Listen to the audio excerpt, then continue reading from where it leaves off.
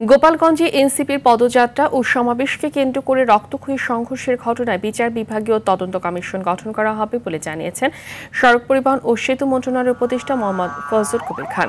দুপুরে গোপালগঞ্জ পরিদর্শনে এসে তিনি কথা বলেন। তিনি বলেন, বর্তমান সরকার দল নিরপেক্ষ, গণতন্ত্র চর্চায় যে কেউ স্বাধীনভাবে মতামত প্রকাশ করতে পারে এমন পরিবেশ সৃষ্টি করবে এই সরকার।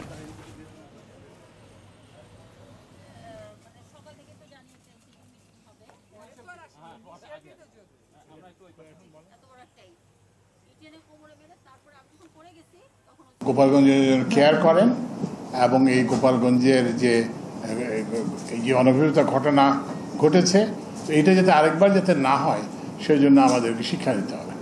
তো এই জন্য সরকার সিদ্ধান্ত নিয়েছে একটা বিচার বিভাগীয় তদন্ত কমিশন।